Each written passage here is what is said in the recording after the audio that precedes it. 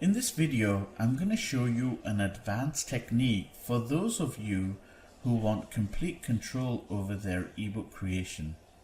Now let me warn you, this does require knowledge about markup languages like HTML, XHTML, CSS or cascading style sheets, and things like that. So let me first set the stage. Ebook content is very much like web pages, and devices like the Kindle works in the same way as web browsers like Internet Explorer, Firefox or Google Chrome. So what UEC does during the export, that it converts all the content to XHTML type of markup.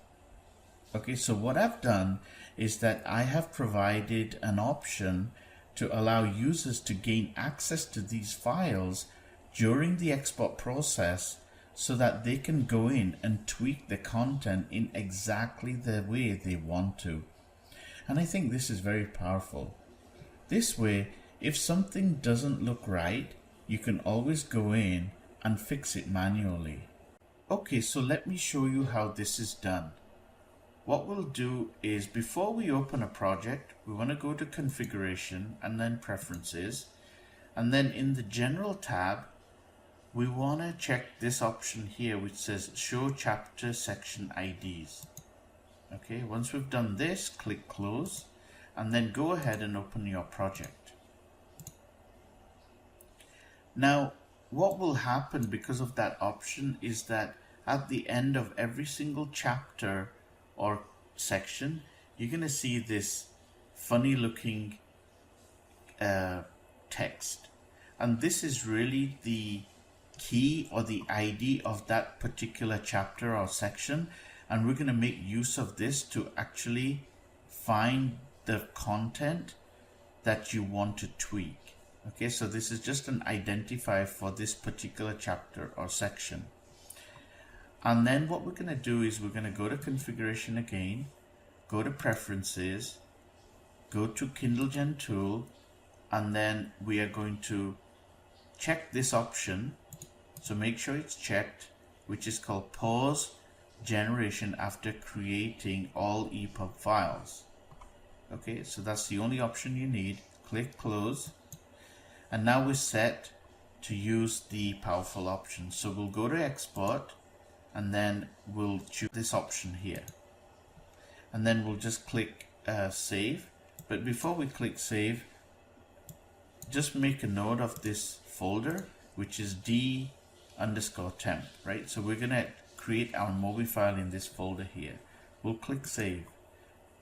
So now UEC is generating our MOBI file, and this will take a few seconds. So before it finishes, actually, you will get this pop-up dialog which says ebook generation has been paused, and we're going to click OK to resume, but we will do that in a second. But really what's happened is UEC has generated all the content in HTML files with all the images in a folder structure.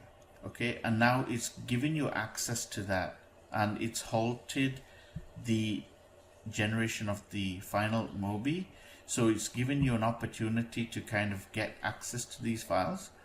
So if we open our folder again, and remember we were creating the MOBI file in the d_temp folder, and in that folder you will see another folder called __root.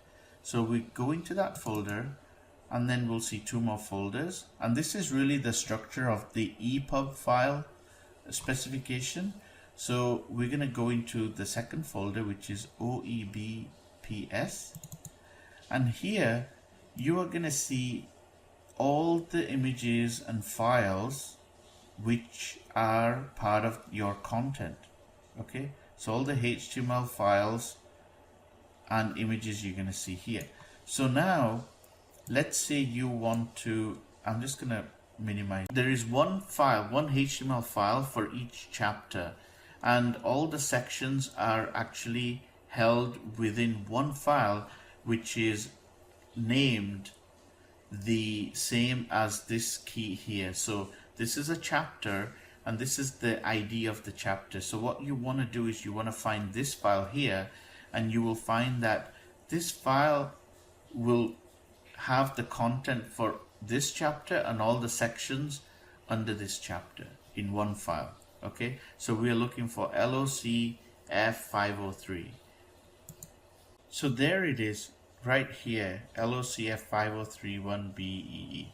Okay, so now what you can do is you can now open this file in a text editor, and I'm using Notepad++, which is an excellent editor and is completely free. Just Google Notepad++ and you'll find it. It's one of the best free editors available, and I use it exclusively now.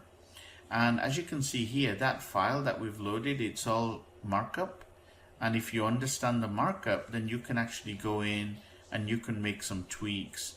And there's a lot of people that are not happy with, bullets. And although Amazon no longer recommends you use bullets, you can always go in here and tweak the bullets, or you can tweak the font or whatever you want. Like if you understand this stuff, you can do that, but just make sure you know what you're doing, and you always validate with the EPUB.org website to make sure that your EPUB is validated. Okay, so let's just assume we've gone ahead, and the other thing you want to do is make sure that you do not keep this file open in the notepad or anywhere. You make sure that it's closed down, and the reason for that is that the program will try to access or move the file, and it's going to fail because the file is already open in another application, and that's a no-no. Okay, so if that happens, you'll know that you've already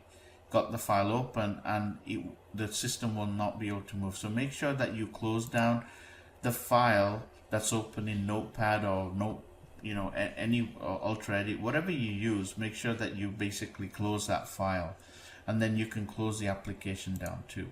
So now that we've made all our tweaks, okay, we've made sure that no file is open in any editor and stuff like that.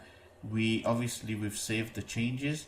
Now all we need to do is click this button. So we come back to UEC, and then we'll click OK and let the rest of the process run. Okay, so it's doing its job.